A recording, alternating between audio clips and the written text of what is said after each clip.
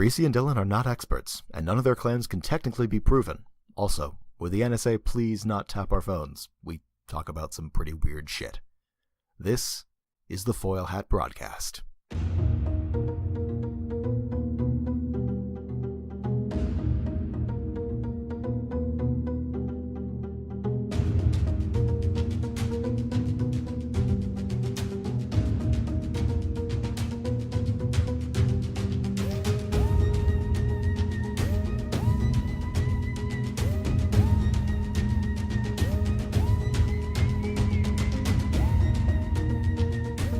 Hello, and thank you for tuning in to the Foil Hat Broadcast with your hosts, Dylan. And Reesie. I think the thing is about that, and I'm gonna do this, I'm gonna have this conversation right on the show. Let's go. Is because I feel like I know it's like an alphabetical thing, like D before R, and it just sounds, I guess, better for some reason. Yeah.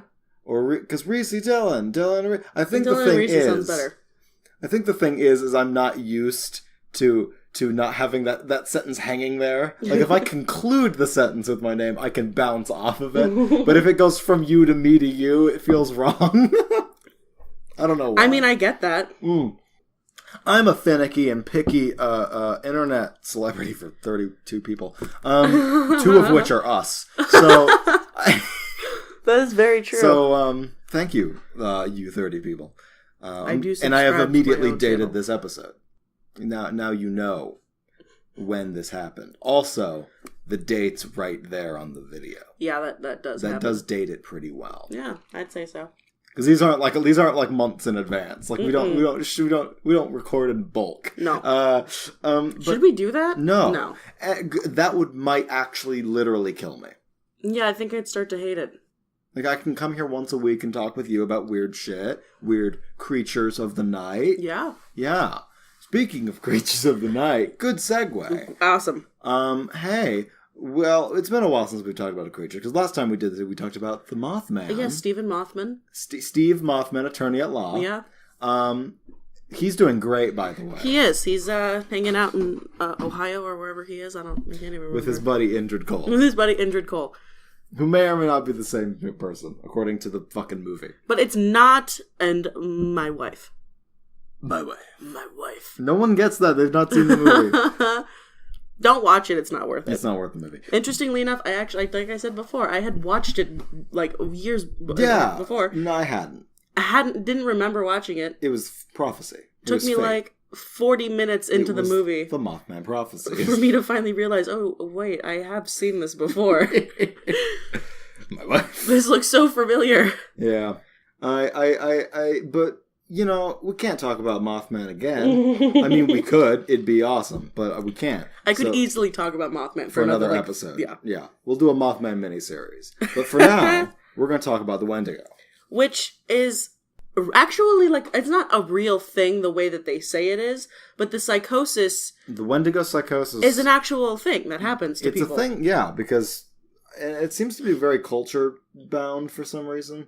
Like, it always seems to happen with native people. In the same region, in the same groups of people. Mm-hmm. It might be a genetic thing. Like a genetic mental illness type of thing? Maybe. I possible. don't know how mental illnesses work.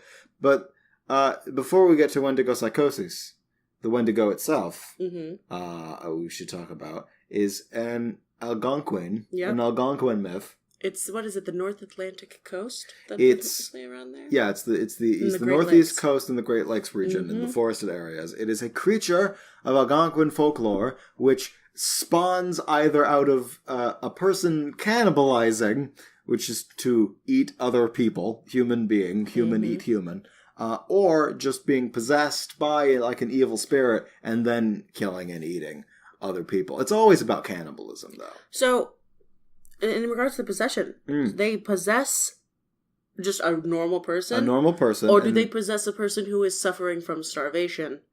They tend to go after that. I think it does. I don't know how spirits work, but I imagine that they would latch on to like similar people. Mm-hmm. I've read a lot of weird fantasy shit. Give them like an opening. Yeah, because I think it has to resonate with the spiritual vibe. Yeah, because otherwise, because it's a spirit of hunger. Why it's would a spirit they care? It's a spirit of consumption and hunger and greed and all that. So I imagine that they would go after the starving. Yeah. Which is why these accounts all come from people who were starving in the cold dead of winter and then decided to eat their fellow members. But you gotta do what you gotta do. You know? Yeah, but it's also super illegal to eat people. Right, but like, I mean, if you think about also, it this way, what if it's super illegal to murder people. Well, yeah, don't do that, obviously. But like, I'm saying, like, have you ever seen a movie? I think it's called Alive or something. It's like a rugby team gets trapped in like the Everglades or something. Why do I remember?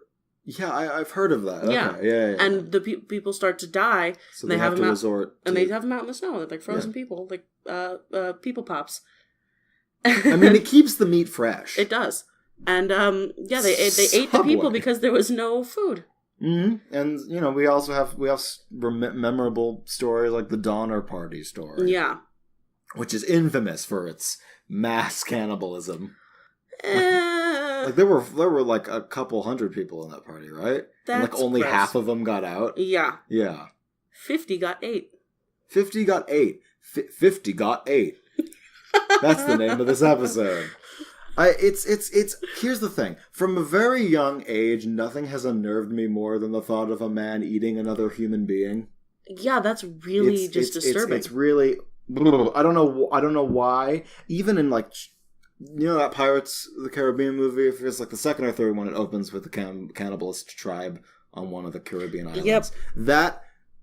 It upsets me at the core of my being. Well, it's upsetting. I don't blame you. And that's not supposed to be really like a horror movie. It's supposed to be, it's the good old pirate boys. But it turned into going a on horror an adventure, movie. But it turned into a horror movie because I can't stand cannibalism. It's also why zombies always freaked me out when a kid, because they would always eat people. Like, that's the biggest fear of mine, is to be consumed by another being. I was walking to school one morning as a kid, you know, as you do. And you just sort of, you think about things, but you think about them a little too hard. Like, what would it feel like if someone were to actively consume me? And I just stood there on the sidewalk, like, frozen in fear Come here, I'll take a bite. of my own, like, daymare. It was weird. So I have a weird association with cannibalism. I mean, okay. I mean, that was my whole story. That's crazy. But I forgot that I ever did that, and it sort of unlocked now that I've been talking about this. But cannibalism is fucking scary. I don't care what anyone says. It's a fucking scary thing. It really is. You see, zombies for me, not so much. Though I'm not afraid. I don't... Zombies not for me anymore. When I was a kid, they freaked me out. But zombies are slow and stupid, so... Right? Just run away. Just walk. They can't move fast. None of that fucking stupid infected blood. I'm talking about proper zombies. Yeah. Risen from the dead zombies. Which like, a Wendigo kind of is a risen from the dead creature. It's almost undead. It's almost dead. I don't even know like how to begin to describe what it is, what a Wendigo is exactly.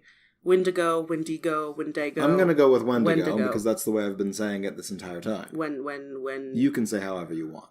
Wendigo. I mean, the way I've heard it described is that, you know, once the man has eaten of the flesh of another person, regardless of the purpose, it's not like a curse of God or whatever. This is just like a thing that happens in their mythology. Like, even if you needed food, you don't eat people. It's taboo. And that's actually partly where we get taboos from. From eating people? Well, from that sort of ideology. Like, it's just something you don't do because it upsets the natural order of things. Oh, okay, gotcha. I don't know where actually the word taboo comes from. I think that might be more of a African thing. You can Google it. Hello, Google. Well, don't shout that on the show. Can't you ever quietly Google in the corner where you... No, never. But it was really weird because I saw one description of a Wendigo, right? And it's not that...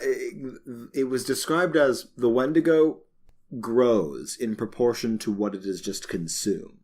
So that it can never be fully satisfied. It's always hungry. It consumes, it grows, and it's never satisfied, so it continues to hunt. But it's at the same time usually quite a large creature, also very emaciated. Yeah. It's shrunken head, I've heard a few times. Because it's the skin pulled back on bone and sinewy, no muscle, and the corpse green, eyes sunk back in, the hair falling out. It's a monster. Also, sometimes they have antlers for some reason. No, they don't. Here's the thing. People are just like Native American. Throw some antlers on that boy. On that bad boy. Here's the thing. As someone who designs a lot of weird shit, I dig it. I love it. I think it looks cool. It looks very cool. That is a dope spirit. But they don't have antlers. No. There has been no indication in the lore or anything about antlers. So it's like, I get it. I think it's because it's a wilderness spirit, so you got to incorporate some sort of wilderness aspect to it. But why? Why can't it just be what it is? Aesthetic. For those of you out in podcast land, I just sort of jazz hands. Aesthetic. I mean, it is a very creepy creature. It is. And there have been, people believed this. This is something that people honestly believe. It's less like Mothman, where people are like, hey, we've turned it into this thing where we can celebrate. We have a statue of it in Point Pleasant, and you have gift shops. There are people up until the early 1900s, which was post-industrial revolution, which is steam cars and trains and shit, that people were still killing people because they thought they were Wendigos. It's kind of crazy. It is. It's really freaky. Yeah. And I mean, I'm sure that there's, because that it's like a tribal thing. Mm-hmm. I'm sure there are some tribes who still believe that it exists. That there's a real truth to it. The more recent ones were more isolated and remote sort of groups of people, communities. Mm-hmm. I think both stories I have, they were both Cree Indian. Cree Native. Yep. That's what I have for that. I'm not gonna say Indian. Native. It's a native. And there were a few others that I there was one word that I just couldn't pronounce. Algonquin? No, Algonquin I knew because... Saskatchewan. No, I knew Saskatchewan. I knew Algonquin because, believe it or not, cartoons. Oh, yeah. Because there was a little show called Camp Laszlo. I remember. And his name was Algonquin C. Lumpus. Mm-hmm. Which is the silliest name. I loved that show. It's the silliest name. I loved that show. I was obsessed. It's a good show. It was a funny little show. Because I was a Boy Scout and I could relate. Yeah. I did... Was that at school? When they would... Oh, school trips? Well, there was one that was called Outdoor School, and they would take us on a weekend, and we'd go up in it was a little campsite, and it was just a thing. Fun. Except, I was surrounded by people I didn't really like. Yeah, well, same. Don't go on school trips if you have no one is going, and because they separated us all into different groups, they split basically the class in half, and so and it was all 6th grade. They didn't do it for 7th grade. There was a very specific 6th grade thing, and they split the 6th grade class in half. So all of my friends went, and I had no one with me when I went, except one guy that I knew. It was a sad time. They wouldn't let me sit with my boyfriend on the bus to Yosemite. Because, what, they thought you would fuck in the school bus or something? Right. What was going to happen? 8th grade. Yeah. It's what are we going to do? I'm not going to do anything. No one's having sex in 8th grade. I mean, there was. I mean, the way you said that. I mean, there was. But... Yeah, but the thing is that they let some other girl, also named Reese, sit with her boyfriend, which I was like, that's rude. What the hell? And she went into his cabin at night. And they did stuff. Beach. To do the beach. I'm glad you said beach now. Because you've been watching Game Grumps. Yep. Yep. I love Game Grumps so much. my soul thing. But while we were in Yosemite, we saw Wendigo. Really? Nope.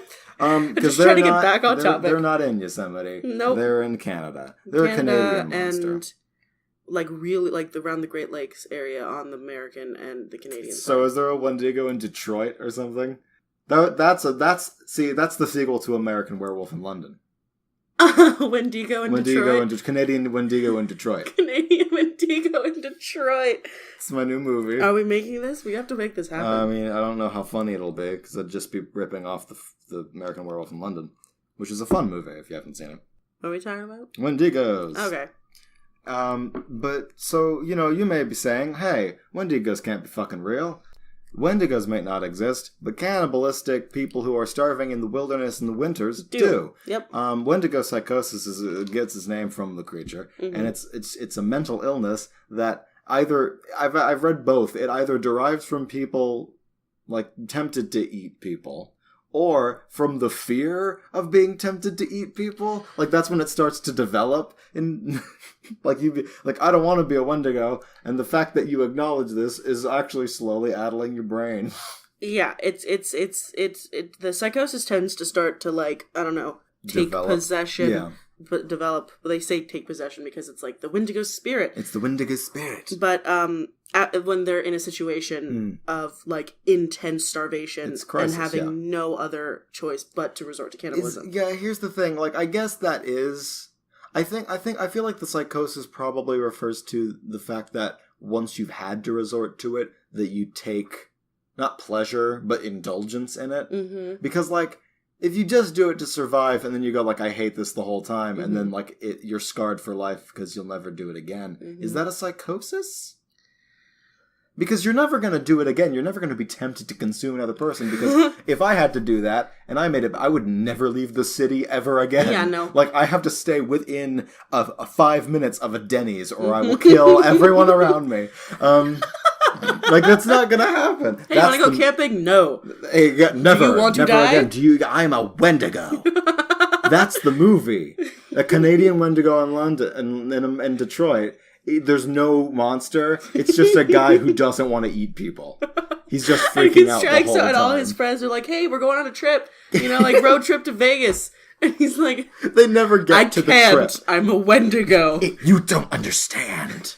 Something happened out there." And in fucking camp, Wasa. Fuck, I don't know. What? I don't know. I was trying to come up with a really racist way of saying words, and it was bad. I'm sorry. I do have a couple stories. Okay. And I think both of these are peak examples, top examples of Wendigo psychosis. So you tell me about that. I'm going to start writing the script. For Canadian Wendigo in Detroit. Also, I think we have to accent like the fact that Detroit's a pile of garbage. Sorry, Detroit. Is Detroit as bad as it used to be? Has Detroit gotten better? I don't know. Yeah, I don't know. I avoid it. I've never been. We've been taught since kids to not go to Detroit. If you're in Detroit, how is it? Or just how?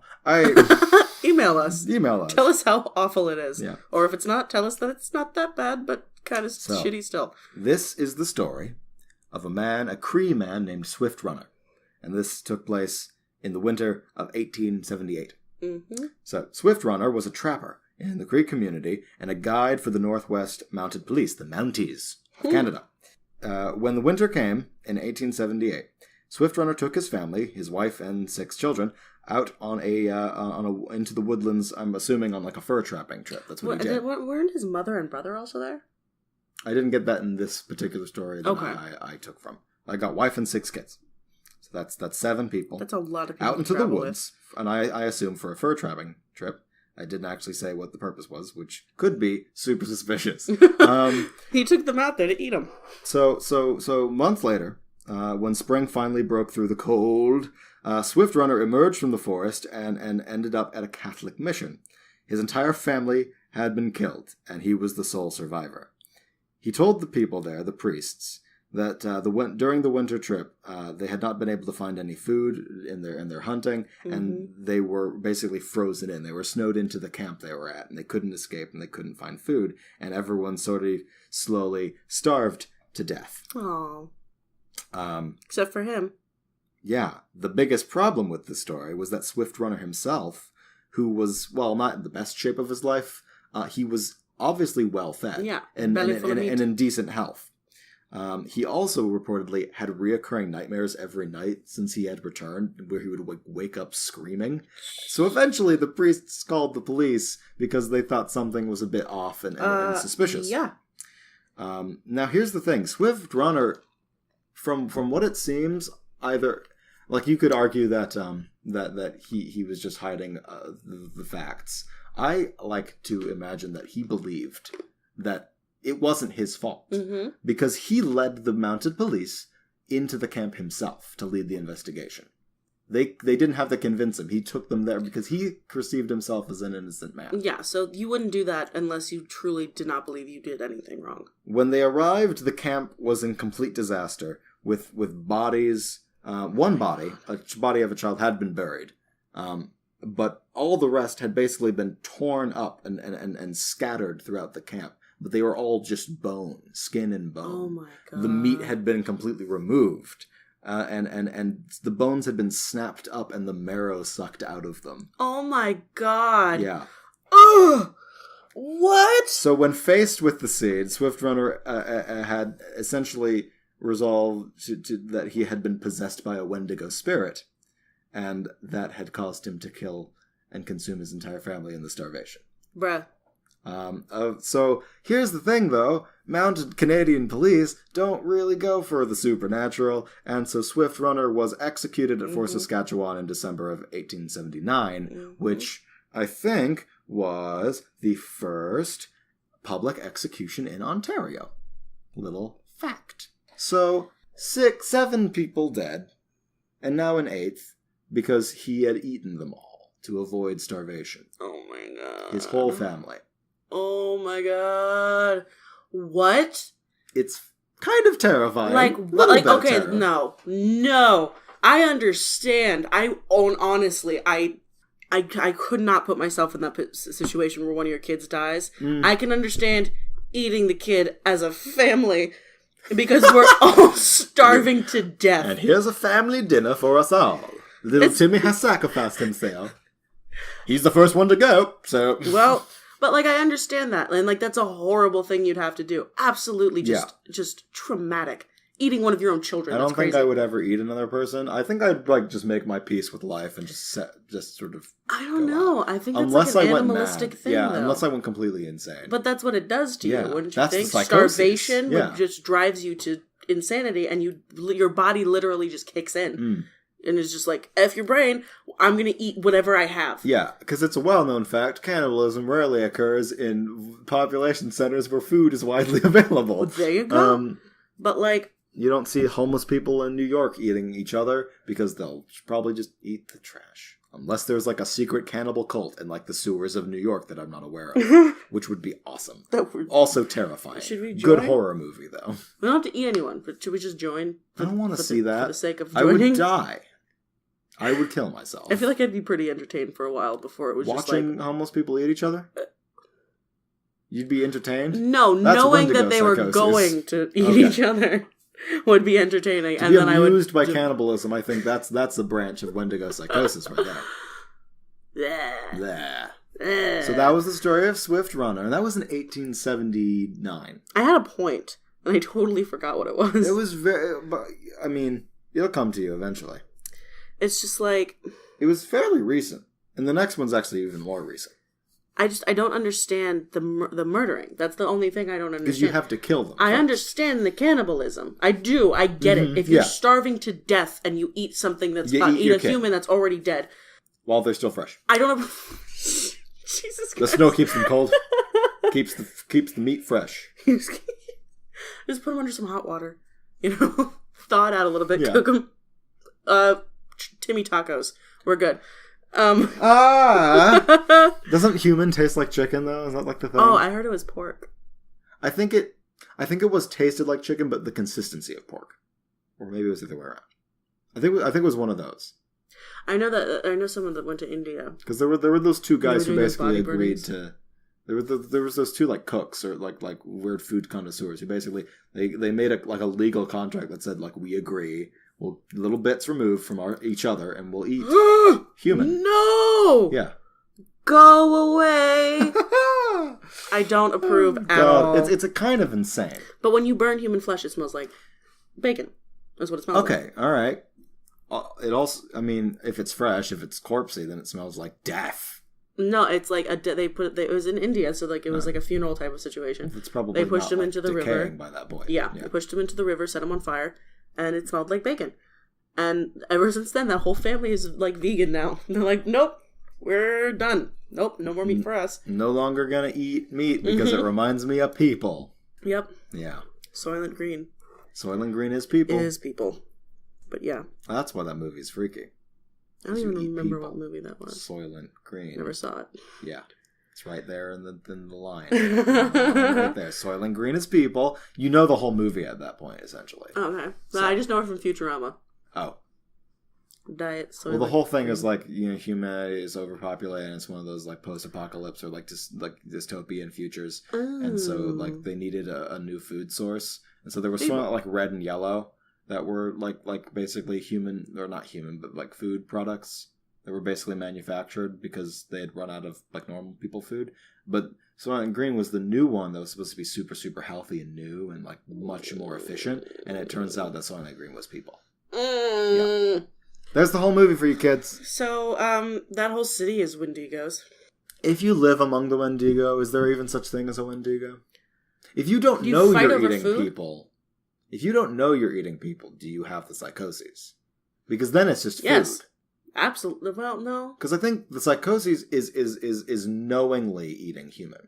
This isn't just a Wendigo episode anymore. This is a cannibalism episode. Well, what about finding out that you have been eating people? Then you go fucking nuts. Then there's some sort of psychosis. I mean, then you get... And if you really liked it, like, oh my god, like this Soylent Green is bomb as deuce. Like, I'm gonna eat all the Soylent Green, and it's like, it's people, and you're like, oh my god! And you stop eating it for a minute, but it's like, wait, I'm kind of craving some Soylent Green. Then you're a Wendigo. Yeah, that's how you know. Some people, I imagine, would just vomit. But stuff is addictive. Like, it's just like is addictive. Food. If it's the only food you have, though. But human is food. Human is food. We are just like bags of hamburger. Long pig. That's Long pig? Long pig is what they would refer to it as. Eating human is long pig. Okay. Because we're long and we're porky. Long porky pigs. I was just about to do that. That's all, folks. Take a bite out of this. Oh no. Don't eat Porky Pig. That's like a fucked up Sunday morning cartoon. Eat Porky Pig, don't eat humans. If your choices are Porky Pig and humans, please eat Porky Pig.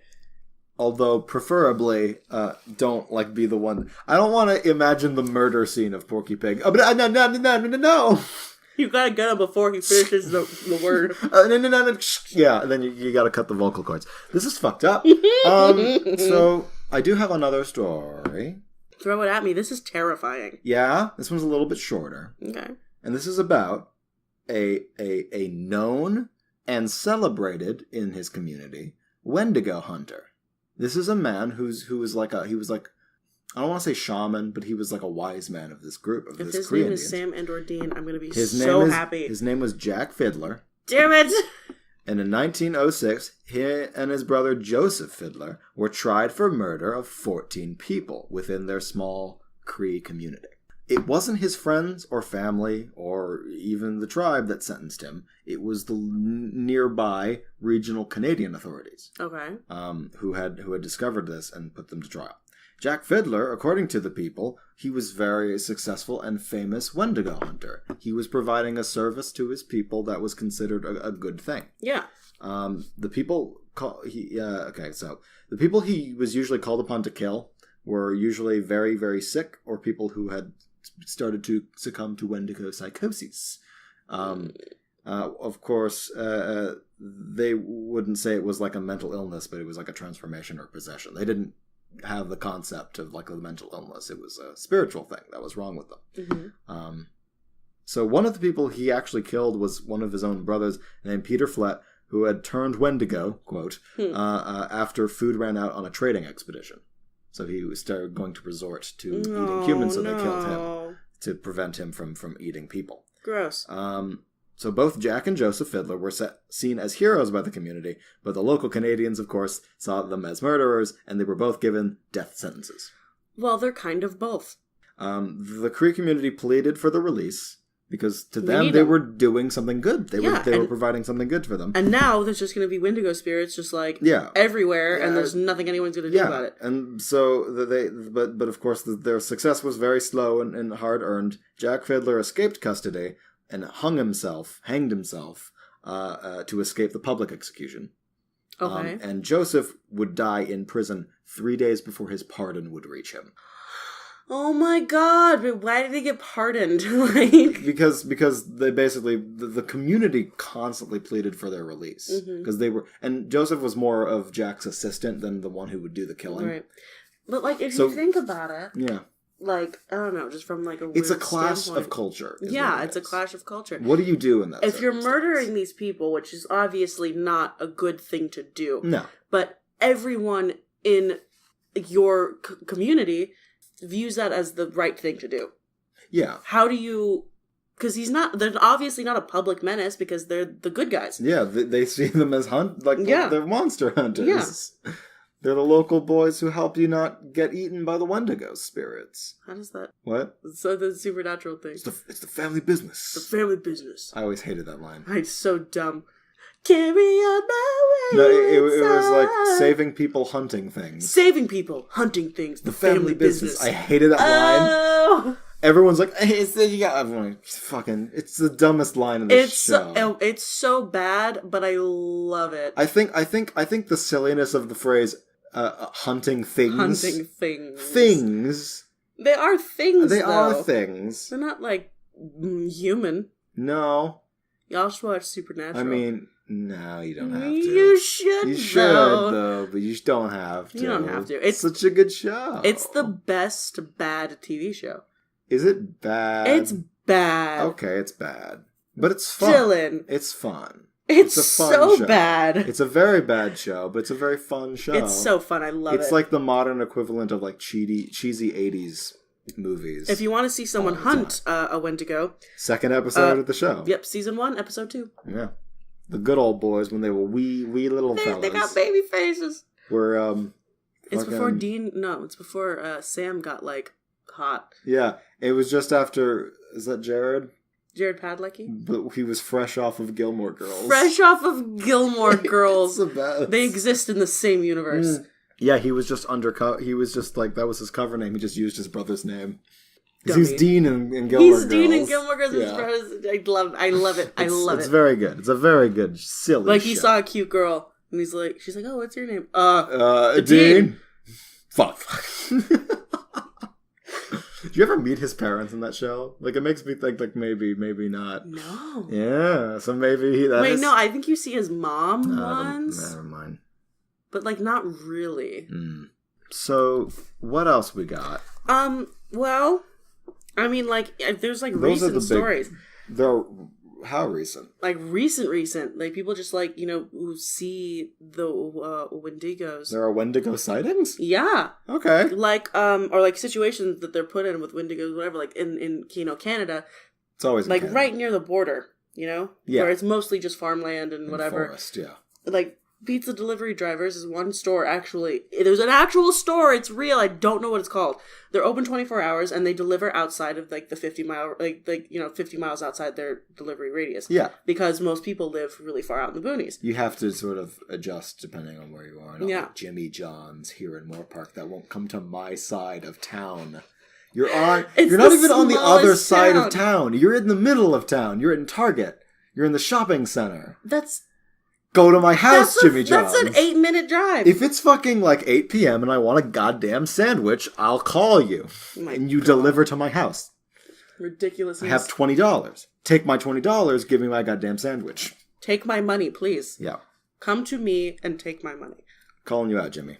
But, yeah, so it was like this kid, he was like 20-year-old kid? You know, as you do, yeah. Yeah, delivering a pizza, and there was a blackout. There's just the whole the whole 2 lights in that area. The whole 2 lights and 1 house in that area. There was like a whole huge like blackout. Under the moonlight. And he saw a car like flipped, you know, in the whatever. So he's like, hit a moose, you know, obviously. He hit a Wendigo. Go ahead. So he pulls over and he's like, okay, I'm going to be the hero. You know, I'm going to help this guy out. You know, I'm going to call the police. No service. Well, great. There's never service. It's in the boonies. Like, but yeah. like, there's never it's service. such a basic like story plot. Like, there's no service. You can't use your phone. Well, there's this whole thing. Like it's sort of like, you know how in like kung fu movies you have to find a reason to get rid of guns because otherwise there's no point. Horror movies you always have to get rid of the cell phone because otherwise it's just an easy way out. Yeah. It's easy, very, very. It's a trope, but it's like a necessary thing to make the drama. Very true. So, he's looking in the car, and the guy's gone. The guy's just, whoever was in the car is just not in the car anymore. Right. And there's blood. All up in this bitch. And there's like a trail of blood going somewhere. Oh, God. Okay. And he's like, okay, well, this guy's hurt, and he probably saw like a house up north. He's going over there. I'm going to, help him. I'm going to find him. I'm going to do whatever. And dumbass goes on foot, which, like, take your car. You have a car. It's so he's going on foot, following the trail of blood, but he's looking at the car and he's like, there's no way a moose causes this much damage. Like, a moose will cause a lot of damage, but he won't total the entire car. You hit a battleship. Yeah. Yeah. But then that ruins the front of your car, not the back. Oh, like someone jumped on it and started beating the deuce out of it. That's creepy. That's creepy. So it wasn't like a specific point that something hit it. It was like everywhere. It's like it got jumped. Right? Okay. So he's following it, moose. and he sees what he says that he believes is a Wendigo eating this guy. People, eating the dude, eating the person in the car. And that's like a thing that happened. And people back up the story. He just left. He just ran back. The Wendigo didn't see him? I guess it was eating, so it didn't care. Yeah. But it's just like, Wendigos are supposedly like expert hunters. Yeah, because they can mimic human voices and stuff. vocal sounds. They can pretend to be... lure them in there. Yeah, it's scary. Well, it's like the ingenious hunting of like a tiger, but human form. But a human moose. But it's a human moose. Teddy Roosevelt was definitely a human moose. Teddy Roosevelt was like a were-moose. Were-moose? Like, because he was a man, but he could turn into like a bull moose monster and kill people. He was cool. He was like he started the national park system. He was the coolest president ever. He was very progressive for his time. And he played volleyball with like a medicine also ball. Very imperialist, so I don't know if I like that bit. But he was pretty cool. I like him. Yeah. Everyone's got a bit of bad and a bit of good. Wendigos are just sort of like are the North American folklore equivalent to werewolves. Because werewolves are very European. But it's because werewolves also consume people. It's usually more specific. Like there was always something that the werewolf would eat the heart of its victims. But they're still like these monsters that eat human beings. They hunt down human beings. They're these people that transform into monsters and hunt people down. I feel like Wendigos don't really transform. Like once they, it's a one-time thing. You don't really transform back from being a Wendigo because you're just what you are. I mean, maybe I don't know. I haven't heard anything like that. I think I think the only solution to a Wendigo problem is murdering it. Did you ever read that whole thing, like how to kill a Wendigo? It was like a very specific ritual you had to do. Nope. So here's what you do. Okay, you got it. All right. So easiest thing to do, it was supposedly they could only be hurt by like pure iron, steel, or silver. So what you would do is you would stake it with like a silver dipped dagger. Like a vampire almost. Right. But its heart was like made of like, it was solidified with ice. And so you'd have to tear the heart out, destroy the heart, shatter it, because it was ice, basically glass, like a solid mass, put it in a box in silver, and then buried under a church. You gotta take a silver axe and dismember the Wendigo, decapitate it, scatter it across the region, and then, only then would it be sure to be dead. Because if you didn't do any of this, it could regenerate and come and kill you. Oh my god! Now, that's so intricate. Yeah. Like, that's so many steps. That's like old school vampire levels of how do we get this thing to stop killing people. Now, the whole, like, the Jack Fiddler story where they would kill one, I don't think they ever did something that extensive. There was always, like, a silver, like, dagger that they had to use to kill it, but it wasn't that extensive. But I read that somewhere, like, that's the way the most efficient way to kill a Wendigo. Should we start just digging under churches and see if we find any, like... boxes of silver with broken hearts? Right? That's a cool album cover right there. That is a really cool album cover. Boxes of silver and broken hearts. What kind of music would that be? Like country metal. So random. Algonquin country metal. Oh my god. So it's not even American country, it's Canadian country. Like banjos. First of all, I love banjos. Google some banjo metal for me. Oh! I'm so excited.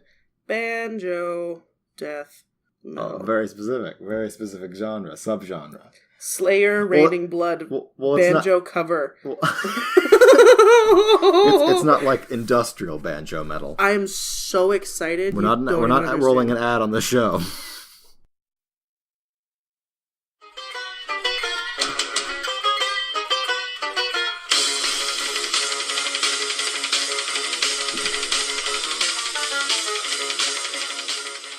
I want to link it. Oh my god! So I don't know if the audio will be good enough to play on the show, but that was the best thing ever. That was the we best found a Slayer cover with a ever. banjo. It's quite funny. It's Slayer's Raining Blood, a banjo cover with solos. Well, I'll put a link in the description. So that's the kind of music that would be on that album. We need to make a movie and the soundtrack has to be that. We'll get this guy to do the soundtrack. Will you write our soundtrack, please? That's such a weird mashup, though. Like, it's in Detroit, but there's like a metal banjo music playing. This is my favorite movie already. I'm so excited. Screw podcasting. We'll be filmmakers. I mean, how much money does Tommy Wiseau have? Like, if we can make a good bad movie. Here's the thing with those kind of movies: you can't go out to make a bad movie. You have to make you have to try to make a good movie. Yeah, because that's what happened with Birdemic Shock and Terror Part 2. Oh god, that was because a bad movie. Birdemic Shock and Terror, the first one, was amazing. It's a trashterpiece. It was worse than The Room by far. Yeah. By far. But the second one, they were like, oh, no one liked it because it's garbage. Let's make it a little extra garbage. And it's like, no, it's not as good. Yeah, because you tried to make a bad movie. Yeah. And that never works. You can't, no. It's like all those the ones with like Sharknado and all that. I love Sharknado. That's a bad movie. Well, that's the awful. Starts it, but every movie that was like that started doing the same shtick, they're all bad. Yeah. Because they tried to be Sharknado. I've only seen bits of Sharknado. What was another one? It was like Mecha Shark versus Super Gator. Super Gator. What is life? I don't know. Oh my god. So Wendigos are creepy. And they're monsters. Real. Evidently. I mean, I don't know if Wendigos are real, but cannibals certainly are. Well, Wendigo psychosis is a thing, I guess. Yeah. Actually, here's the thing. It's actually kind of hotly debated whether or not it's a real mental illness and just sort of like a thing that we've attributed to weird cannibal like instances. Mm-hmm. Like they're not sure if it's an actual thing or just like this person ate a person because they were stressed and now... You know, you're really stressed. There's like a nice bowl of human. A nice bowl of little left arm. Some human flank. I just need like a small Ziploc bag full of toes. And I'll be happy. Some munchies, some crunchies. Ugh. Yeah, right off the bone. Crunchy toes. It falls right off the bone. Ugh. Oh my god. Some ribs. That's so gross. They're cleaned. I know, and they skin them, so you're not chewing on like the gross toe skin. It's not even the problem. They're just like little. It's human meat. They're just little nuggets. The big toes are the juiciest. I hate you. That's so awful.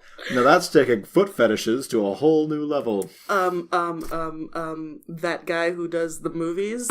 Who's the guy? Which one? The guy who has the foot fetish. Which one? The famous director. Which one? Kill Bill. I don't know. Quentin Tarantino. Quentin Tarantino has a foot fetish? Yeah, hardcore. Nice. All right. Take a bite out of them tootsies. I love when people say tootsies. Them buns. I would eat a bun. The buns are probably the best part because all the fatty goodness. You alright? My mom just texted me. I love my mom. She just texts me. Is this going on the show? Oh, this is going on the show. Please This is fantastic. Hi, hope things are going well. Never get a drink at McDonald's or Burger King. They just discovered the ice contains fecal matter. Oh my god, who's shitting in your ice machine? So gross. Thank you very much, by the way. That's lovely. And Thanks, Mom. Thank you for listening to our show. That made me so happy. I mean, I'm really grossed out, but I love it. So this is like an actual like historical account of some stuff. In 1661, the Jesuit relations reported, What caused us greater concern was the intelligence that met us upon entering the lake. Namely, that the men... do you want to read this? I can't read. Deputed by our conductor deputied by... I can read. I know how to read. You can read it. I found this, by the way. No, I'm just kidding. Yeah, I dug this up from the archives. I did this. I just don't want to read it. Moore Park Public Library. It's the shittiest library in the universe. In the universe, it's the worst. They have nothing there. Can we go there and see what they have on like weird shit, like Wendigos and aliens and stuff? That'd be fun. There's 2 rooms. So it's like a trailer with books in it. This is a historical account of Wendigo psychosis, as told by the Jesuit relations in 1661. Do an accent. What caused us greater concern? What caused us greater concern was the intelligence that met us upon entering the lake. Namely, that the men deputed by our conductor for the purpose of summoning the nations to the North Sea, and assigning them and assigning them a rendezvous. See, it's hard. Yeah. And assigning them a rendezvous where they were to await our coming, had met their deaths the previous winter in a very strange manner. These poor men, according to the report given us, were seized with an ailment unknown to us, but not very unusual among the people we were seeking. They are afflicted with neither lunacy, hypochondria, nor frenzy, but have a combination of all these species of disease, which affects their imaginations and causes them a more than canine hunger. This makes them so ravenous for human flesh that they pounce upon women, children, and even men! And not just the men, but the women, and the children too. They were animals, and I slaughtered them like animals. Where is that from? That's from, like, episode 2 of Star Wars, the really shitty one. It's, like, the best line in that whole fucking prequel trilogy. It's hilarious. Do it. Let's see. Like veritable werewolves, and devour them voraciously, without being able to appease or glut their appetite, ever seeking fresh prey, and the more greedily, the more they eat. This ailment attacked our deputies, and, as death is the sole remedy among those simple people for checking such acts of murder, they talked really funny in the 1600s. Right? They were slain in order to stay the course of the madness. That's cool. I like that. I like that a lot. So they've been around fucking ages. Yeah. Like that's such an. And because they've been around folklore, like passed down from generation to generation. The fact that it survived to the 1900s, fuck, dude. Right. Are they out there? Are the Wendigos eating the Canadian people? Is that why no one lives in Canada? Mm-hmm. There's like 2 people that live in like the northern provinces of Canada. They're both Wendigos. Both of them. What if that's actually God? I have so many ideas for like a short horror story in my head. I'm so excited. But that's cool. I actually really like that a lot. That's just on a Wikipedia article. Cool. I saw that before and I was like, I should speak that, and I didn't write it down. So. I didn't either. I've gotten lazier with my notes. I need to take. Yeah, this is not even like. You did not go that far down the hole this time. I didn't. I really didn't. I don't know why. I don't know. I did have a friend who was like, who I asked him like what he thought of the show, and he was like, "You aren't going down the hole far enough." And I'm like, "What?" I promise, listeners, that I will, for the next episode, I will plunge myself deep into the hole. You might have to go kind of insane to do that. That easy. All right. Done. You think I'm not already there? We're on the brink of the 7th circle of hell. I've been taught. How have you not noticed the signs? Excuse me. I've been insane since day one. Right? But yeah. I love it. Done. Next episode. I'm in it. 100%. 150%. Can't wait for that next episode then. I'm gonna come in like that guy, the hair with that guy from Ancient Aliens. Like, with, like, a giant coffee just shaking, like, you don't know what the fuck I've been looking into. Yeah, it'll be so, like, a vivid that you'll be able to see it through the audio. But I think that exhausts my knowledge on Wendigos. If you, dear listener, have any more information on the... Can you want to do that? I'm sorry. You're a fidgeter. I know. Where's my spinner? If you have any information on Wendigos or other weird cannibalistic monsters that stalk the Canadian-American border... or any other borders. Any borders. But only borders. Specifically Wendigos. This time. Or anything. Tell us whatever you want. Don't solicit money from us. But you can email us at TheFoilHatBroadcast@gmail.com or comment here on this video. Hey, thank you very much for those who have already done so, but we do have a Patreon you can contribute to. As little as $1 a month, you can help keep the broadcast in the ether forevermore and hopefully keep the soul from leaving my body. Yes!